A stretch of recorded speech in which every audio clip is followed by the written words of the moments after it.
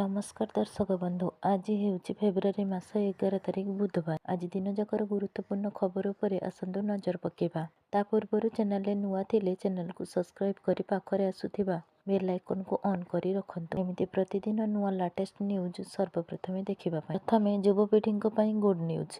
एही योजना रे 5 लाख पर्यंत करमुक्त ऋण देबे सरकार।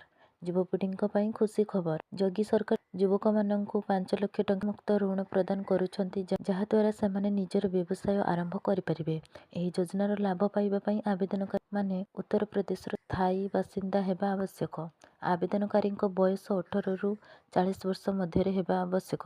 सर्वनिम्न शिक्षागत योग्यता अष्टम श्रेणी पास। एहासह आवेदन कौनसी बैंक किंबा आर्थिक संस्थार डिफल्टर हेबा उचित नुहे।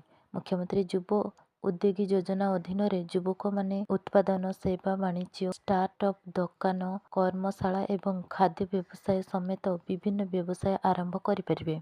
सरकार व्यवसाय संबंधी परामर्श एवं तालीम मध्य प्रदान करती। आवेदन करिबा पई युवक माननकु आधार कार्ड बासस्थान प्रमाण पत्र शिक्षा प्रमाण पत्र बैंक अकाउंट विवरणी एवं व्यवसाय किंबा प्रोजेक्ट रिपोर्ट आवश्यक।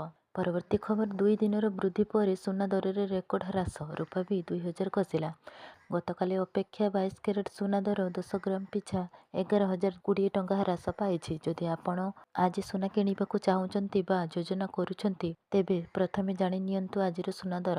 आज सर्वभारतीय बजार रे 22 कैरेट सुना मूल्य 1 ग्राम पिछा 14,439 टंका रही। सेहीपरि 24 कैरेट सुना मूल्य रही 15,752 टंका और 18 कैरेट मूल्य 11,814 टंका रही। अर्थात भुवनेश्वर में आज 24 कैरेट सुना मूल्य प्रति 10 ग्राम 1,57,910 टंका बिक्री हेउथिबा बेले 22 कैरेट गोल्ड प्राइस 1,44,750 टंका कारबार करुछि। आज एमएक्स रे रूपारे 2,663 रो एक गुरुत्वपूर्ण ह्रास देखा देछि और यह एबे किलोग्राम पेछा 2,59,957 रे कारबार हेउछि। परवर्ती खबर प्रति मासरे अकाउंट को जीवो 1700 टंका।